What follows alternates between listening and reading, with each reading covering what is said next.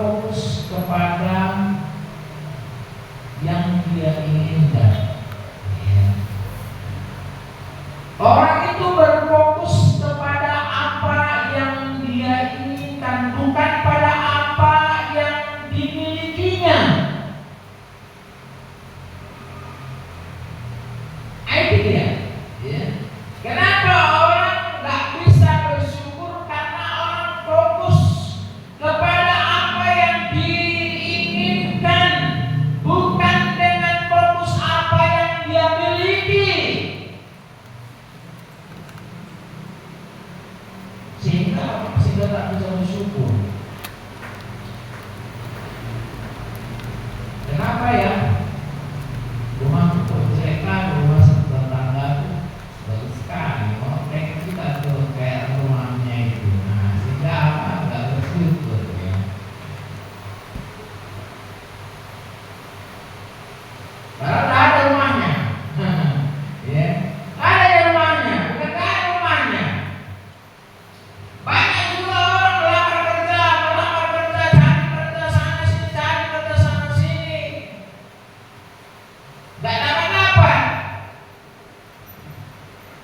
Tapi ada orang yang punya pekerjaan, enak kali dia yang kerjanya bagus ya. Dibandingkannya lagi dirinya dengan orang lain, sehingga amat tak bersyukur. Ya, tak bersyukur. Padahal dia sudah bekerja. Saya katakan kepada kita, belajarlah bersyukur dengan apa yang kita miliki. Yang kedua,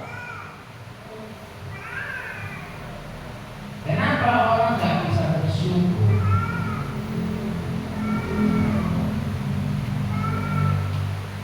Tadinya tidak fokus kepada apa yang dia miliki. Yang kedua adalah suka membandingkan dirinya dengan orang lain. Ya, suka sekali. Sementara ada istilah bilang di atas langit masih ada langit. Ya, di atas langit masih ada langit. Di atas orang pintar, di atas diri kita yang pintar ini masih ada orang yang lebih pintar. Di atas diri kita yang hebat ini masih ada orang yang jauh lebih hebat. Di atas diri kita yang ganteng ini masih ada orang yang jauh lebih ganteng. Di atas kita yang cantik ini masih ada yang jauh lebih cantik. Dan di bawahnya bau ini masih ada yang jauh lebih bau. Ya, jangan hanya lihat di atas ya, jangan lihat di atas saja. Coba lihat dari bawah. Di atas kita yang mungkin tak seberapa ini masih ada yang jauh lebih dari tak seberapa. Yuk kita buka firman Tuhan di dalam Yohanes pasal yang ke-8 ayat yang ke-6. Yohanes pasal yang ke-6 ayat yang ke-8. Yohanes pasal yang ke-6 ayatnya yang ke-8.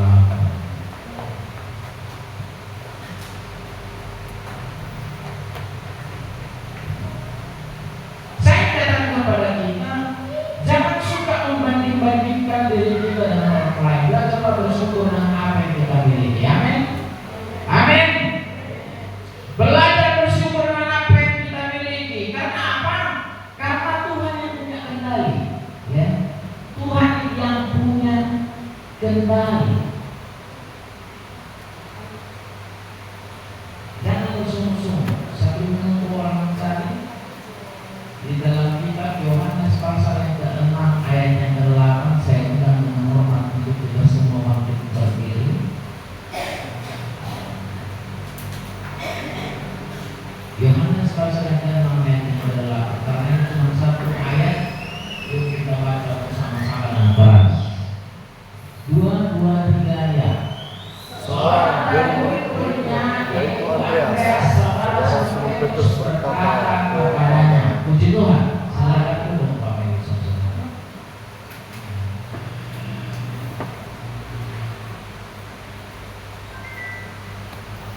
dari murid-murid siapa?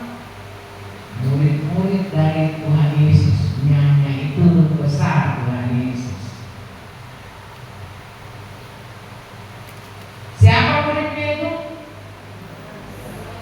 Andreas, saudaranya Simon Petrus. Sedang ngapain? Sedang berkata, ya. Apa katanya? Ayat 9, coba lihat. Di sini ada seorang anak yang mempunyai 5 roti jelai dan 2 ikan. Tetapi apakah artinya itu untuk orang sebanyak ini? Ya. Ini saya pikir jarang kali orang bahas ini, ya. Hampir tidak ada.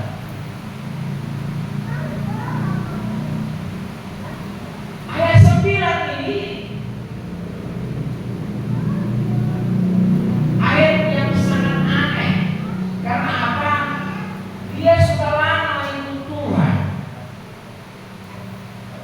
sudah setia sama Tuhan.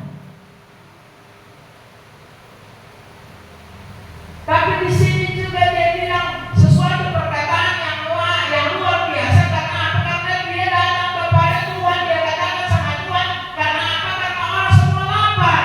Pada saat itu orang mendengar firman Tuhan tapi sedang lapar. Dan banyak orang di sana, dan lebih dari 5.000 orang.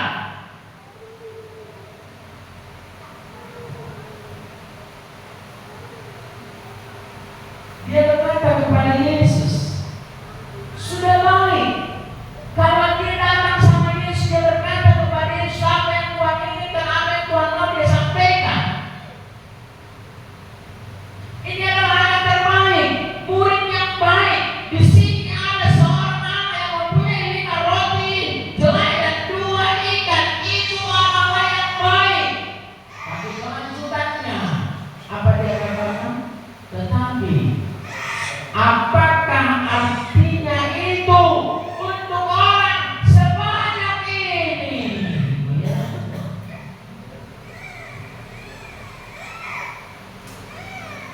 Tuhan selalu menggunakan hal-hal yang kecil untuk melakukan sesuatu yang besar. Ya. Tuhan selalu menggunakan hal-hal yang kecil untuk membuat sesuatu yang besar. Banyak contoh-contoh dalam firman Tuhan seperti tongkat. Tongkat itu adalah kecil, nggak besar. Tapi tongkat yang kecil itu sanggup membelah laut. Dia belah, pak, turun. Ya, luar biasa. Seorang janda yang dia hanya memiliki minyak di dalam buli-buli sedikit, uang pakai yang sedikit dibuang, dia ada. Ada di kepalanya dia tuang, ada di kepalanya dia tuang, dari yang kecil, minyak buli-buli. Seorang yang besar apa?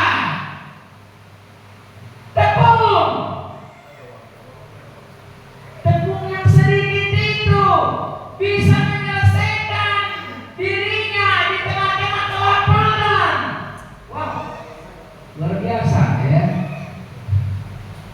Karena orang nggak menyadari, karena orang nggak mengetahui. Sama seperti Andreas ini. Untuk apakah itu semua dengan orang sebanyak ini katanya? Ya.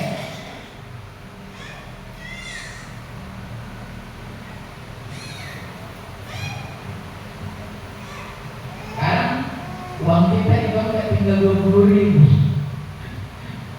tinggal 20.000. Aku pernah mengalami ya, bahkan tinggal 1.000 pun pernah.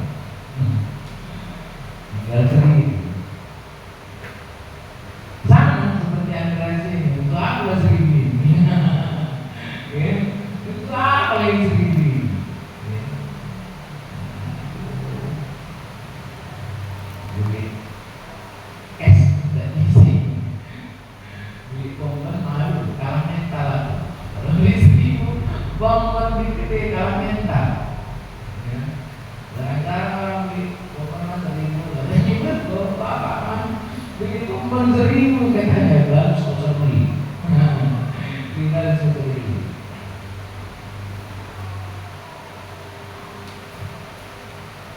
5.000 ini yang tercatat belum perempuan, belum lagi anak-anak.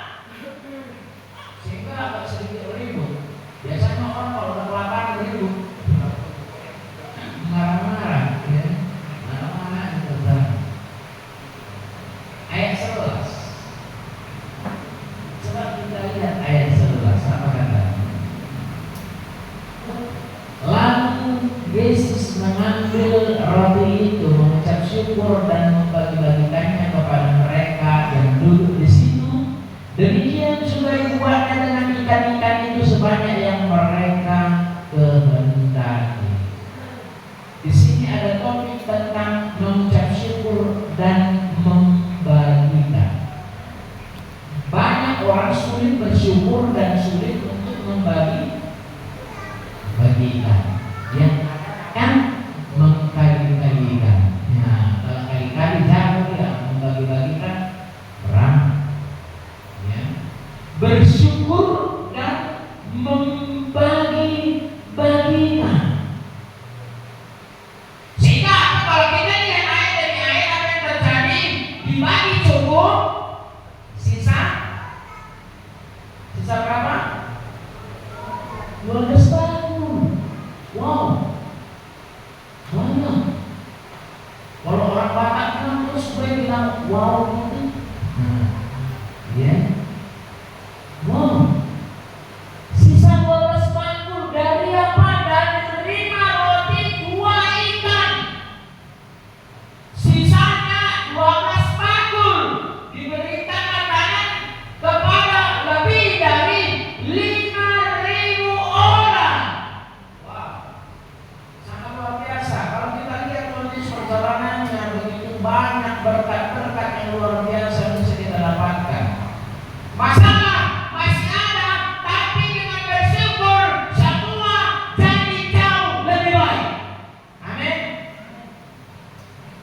Sekali lagi saya katakan, masalah masih ada, tetap ada, tapi dengan bersyukur semua menjadi jauh lebih baik. 1 Tesalonika pasal 5 ayat 18. 1 Tesalonika 5 ayat 18. Saya pernah menormat salah seorang untuk membacanya dengan keras.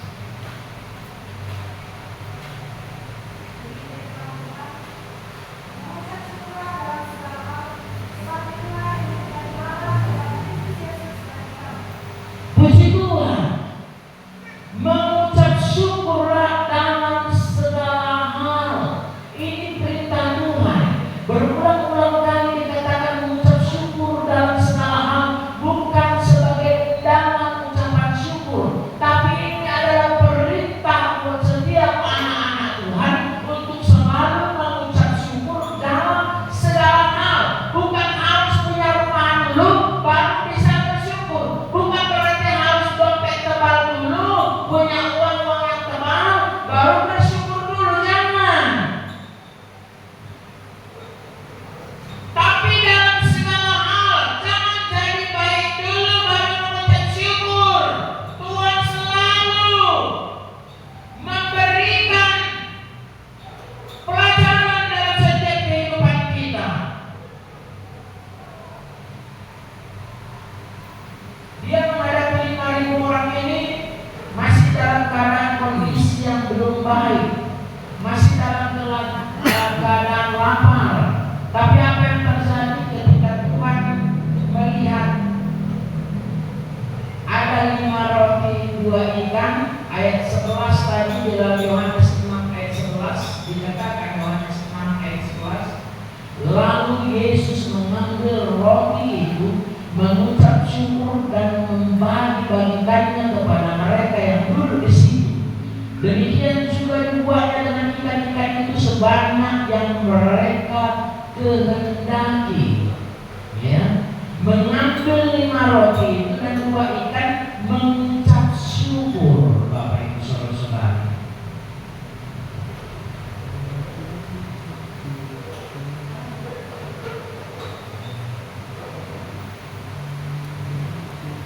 dengan mengucap syukur apa yang terjadi? Mereka masih kekurangan? Tidak. Mereka tidak kekurangan, bahkan lebih. Tapi merasa kalau ada orang di situ merasa banyak lagi. Ya kadang-kadang sih orang banyak mungkin ya. Kalau ada siapa mereka pasti. Iya, pasti. Kalau ambil lintas ya kan. Iya. Tidak kalau yang di Lekara sana, aku pernah di Lekara. Lagi pesta, ya. ISMC, au. Masuk ke plastik, sana. ISMC, au. Iya, siap. Masuk ke plastik lagi. ISMC, au. Tuhan, tengok. Bukan dia, gak main dia. Dia bawa dengan bagus, ya. Dengan tenang dia bawa.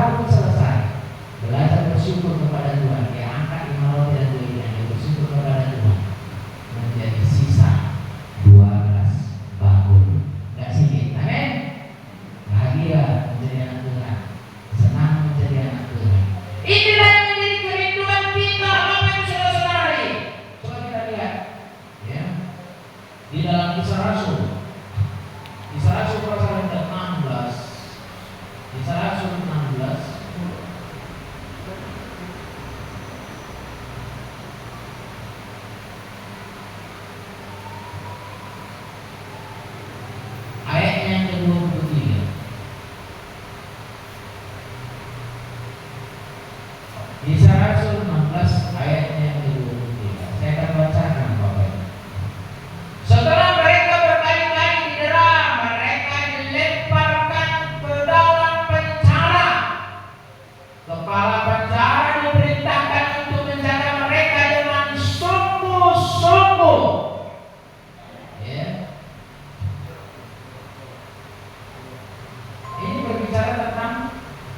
Paulus dan Silas. Ya. Paulus dan Silas. Mereka berdua di penjara.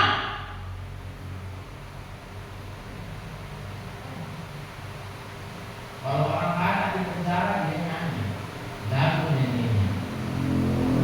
Mama tidak salah, Bapa hati, ketika doa masa singgah. Udah pendeta dia, yang nyanyi udah pendeta dia. Mulut di sini ya, sedih. Tapi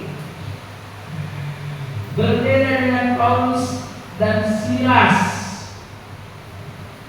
Paulus dan Silas di sini di penjara, dipasung, dibelenggu, berkali-kali didera, perih, sakit. Masalah belum selesai. Mereka menghadapi sesuatu yang sangat sulit di tengah pelayanan.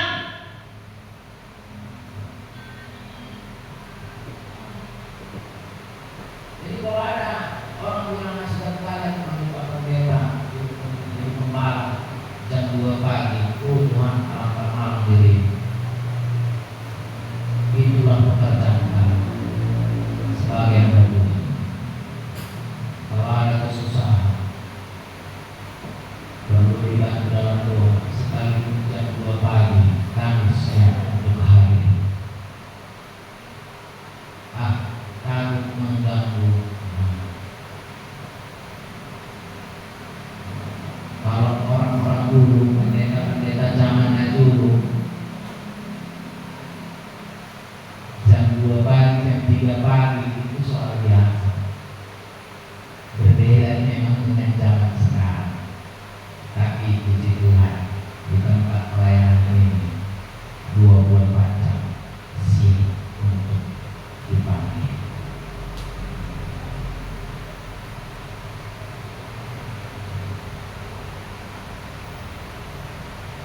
Jadi Bapak Ibu saudara-saudara yang terkasih, masalah belum selesai di tengah-tengah mereka yang menghadapi belenggu pasung yang luar biasa. Mereka naikkan pujian kepada Tuhan, mereka bersyukur kepada Tuhan.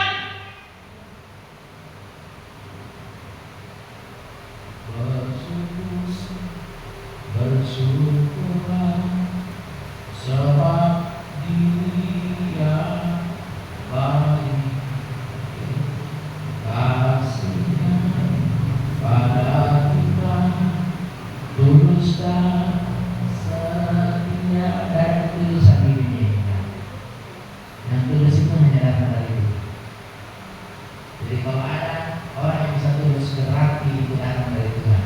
Tuhannya ada di hatinya. Amin. Amin. Di mana Tuhan Yesus ada? Di hatiku. Gitu ya. Di hatiku. Sehingga apa? Cuma lihat ayat 26 apa yang terjadi. Ayat 26 itu, akan tetapi terjadilah gempa bumi yang hebat, sehingga sendi-sendi penjara itu goyah, dan seketika itu juga terbukalah semua pintu dan terlepaslah belenggu mereka semua. Wow, luar biasa, ya. Gempa itu soal biasa, tapi gempa yang ini luar biasa. Kenapa gempanya luar biasa? Lewat gempa, sendi-sendi penjara itu goyah, seketika juga terbukalah pintu dan terlepaslah belenggu mereka semua. Wah, gempa datang, wah, yang seperti itulah ya keadaannya. Gempa, pintu gerbang terbuka, belenggu botol terbuka, pasung terbuka, lepas, Tuhan, hebat. Sehingga mereka keluar, apa katanya? Happy ya, happy, saya senang, saya Tuhan.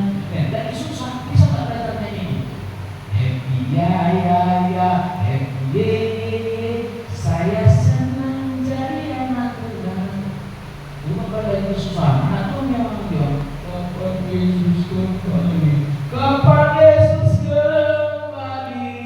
Waktu sarapan ya, itu sarapan. Coba nyanyi lagu bersyukur kepada Tuhan.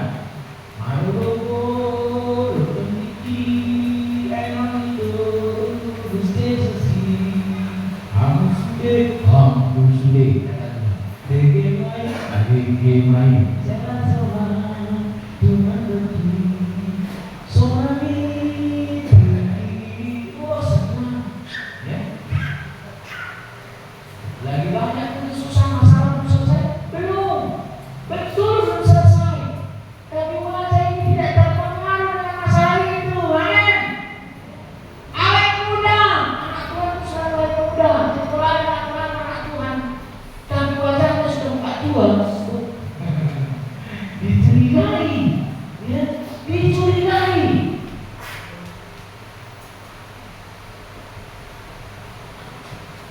Ini kembali dia udah putus kayak putus banget.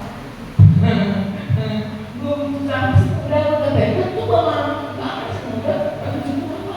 Gimana? Daripada kita tuh. Ya, setahu gue udah tua. Tapi dibilang masih muda. Ya udah 27 tahun ya. Kenapa? Senang bilang orang sana gak sesuai itu. Berarti udah 72 tahun, iya kan? Berarti sudah jadi 72 tahun. Luar biasa, gempa ini menjadi gempa yang hebat yang Tuhan lakukan. Di tengah-tengah persoalan ada syukur, mujizat pasti terjadi. Nah, kita yang bilang,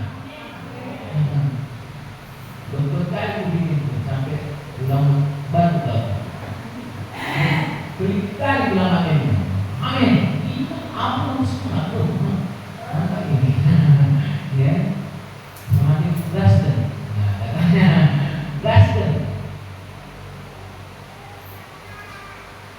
Kamu tahu? Bapak itu saudara si Tuhan itu semangat, saya semangat. Tapi dia, Tuhan, makan dulu ya. Udah kayak kantor yang begini mah. Tapi kalau kalian tahu bahwa siapa yang saya sampaikan itu datangnya dari Tuhan. Amin. Jadi kalau diaminkan di Tuhan itu bisa terjadi dalam kehidupan saudara-saudara. Jadi Yesus itu selalu bersyukur. Sekalipun di tengah persoalan dia selalu bersyukur. Yohanes 11. Di dalam Yohanes 11 Injil Yohanes, jangan cari di Yohanes paling belakang, tapi yang depan. Matius, Markus, Lukas, Yohanes. Yohanes 11 ayat 41 sampai ayat 44. Dikatakan Yohanes pasal yang ke-11 ayat 41 sampai ayat 44. Maka mereka mengangkat batu itu, lalu Yesus menghadap ke atas dan berkata, Bapa, aku mengucap syukur kepadamu karena engkau telah mendengarkan aku. Aku tahu bahwa engkau selalu mendengarkan aku, tetapi oleh karena orang banyak berdiri di sini mengiringi aku mengatakannya supaya mereka percaya bahwa engkau yang telah mengutus aku. Dan sesudah berkata demikian, berserulah ia dengan suara yang keras, Lazarus, mari keluar. Orang yang telah mati itu datang keluar, kaki dan tangannya masih terikat dengan kain kapan dan mukanya tertutup dengan kain peluh.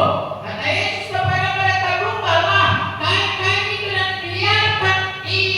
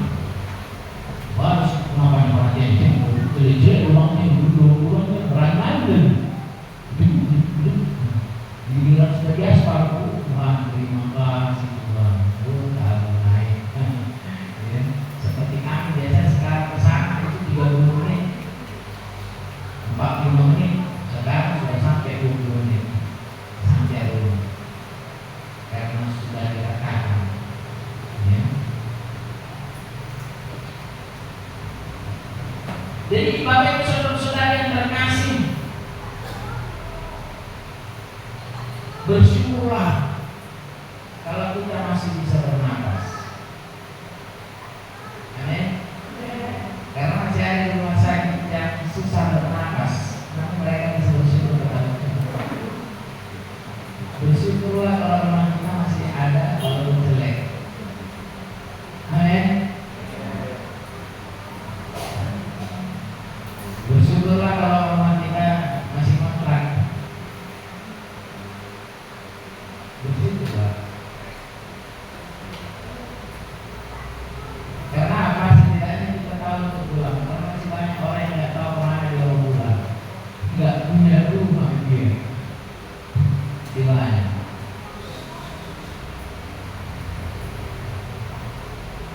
Kami beberapa minggu yang lalu ya, kalau latihan live di belakang, dua MPK, digas, nggak jalan kereta, dia jalan nanti, karena kirinya di belakang udah mundur, katanya ya. Jadi kita ini kereta pelan-pelan bikin live, pelan gas, pelan-pelan aja, lagi baru bisa jalan, agak disorong sini. Baru jalan keretanya, beberapa minggu lalu kami nggak sanggup beli rantai kereta komplit. Tapi aku bersyukur kepada Tuhan. Karena apa? Karena kami jalan ke sana pas di tempat nama gajah itu ada nenek. Woi, bahaya nih kayak nenek cerita.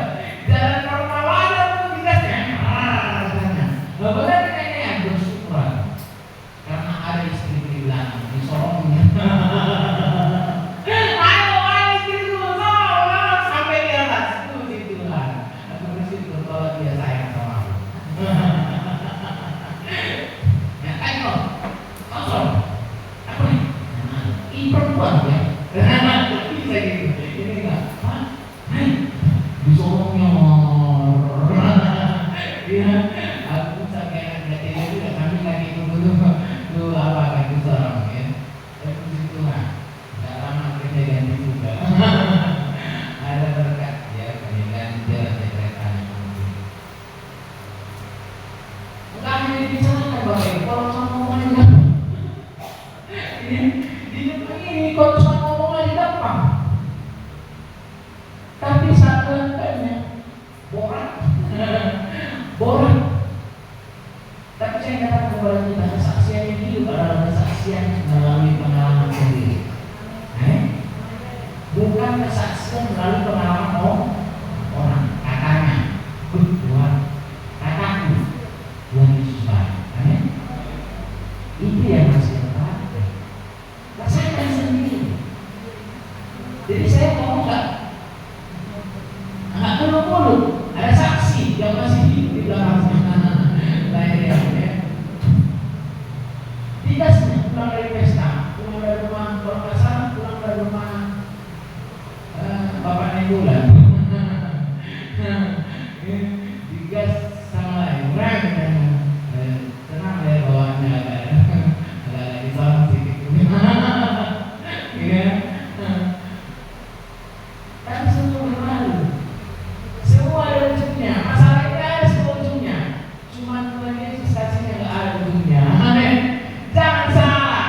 Ya, hanya Tuhan Yesus yang nggak ada ujungnya. Kasihnya luar biasa.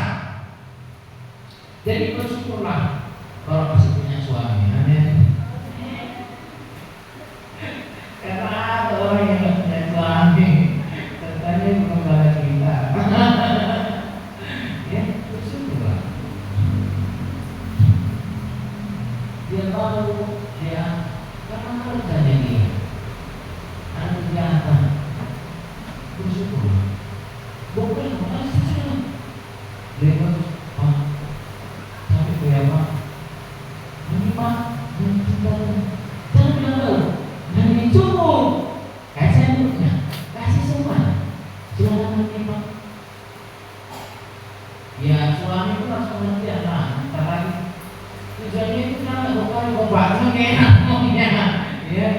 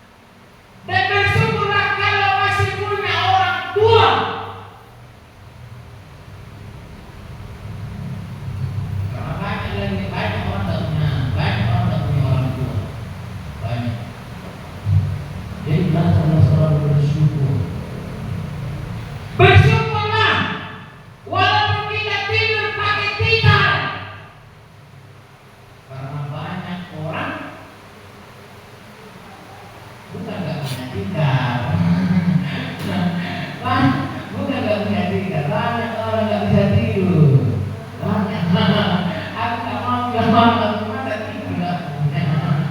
Ya, yang penting gue itu bisa jadi tinggal. Ya, bersyukurlah walaupun tempat tidur spring bed belum tentu bisa tidurnya. Jadi bersyukurlah kalau bisa tidur di tempat tikar, pakai tikar. Dan bersyukurlah orang, bersyukurlah kita kalau masih bisa makan. Sekalipun mungkin hanya nasi tok. Karena ada orang yang nggak bisa makan. Ada orang yang nggak bisa makan. Kita ada hari ini, itu semua kita harus syukuri karena ada orang yang tidak ada lagi. Itu keras buat kita. Bersyukurlah kita ada hari ini karena ada orang yang tidak ada lagi hari ini.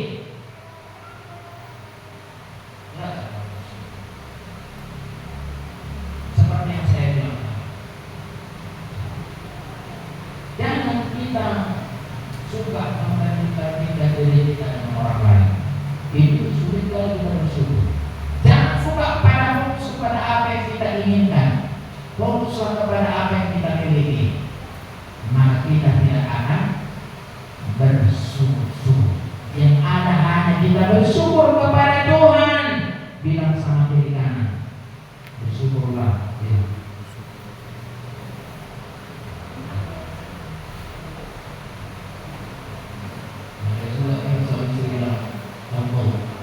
Syukur Allah, suami ini apa?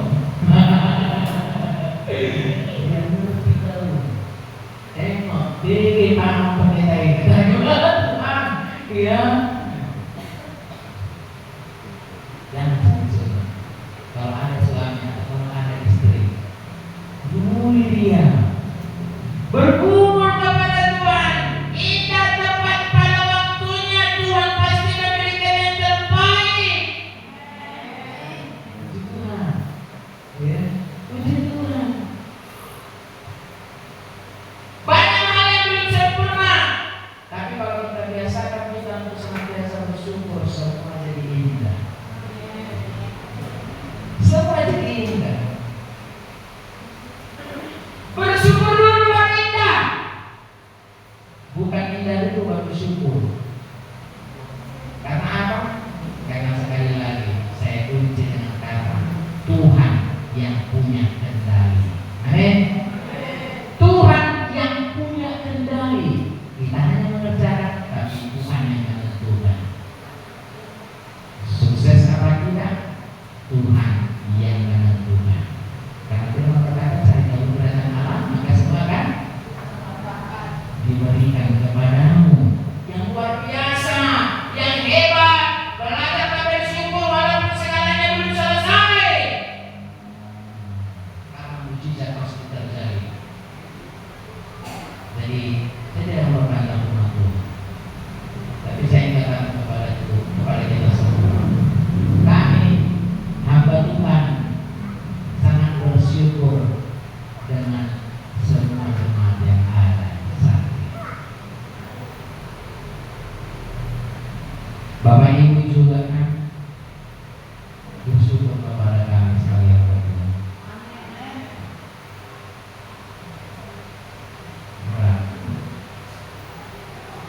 Tapi saya ingin berkata kepada kita semua, kami hamba Tuhan sangat bersyukur dengan semua jemaat yang ada. Lewat jemaat kami terobati masalah kami, beban-beban kami. Lewat jemaat beban kami hilang. Ketika kami dipanggil melayani, kami pulang selalu berbahagia. Walaupun jam 10 pagi kami berbahagia.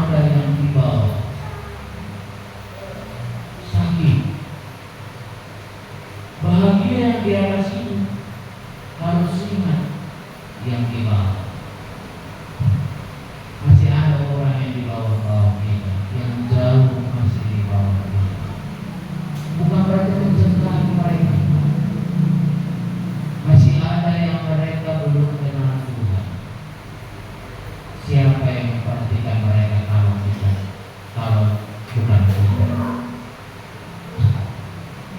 Lewat apa? Lewat bersyukur kepada Tuhan. Jadi kesaksian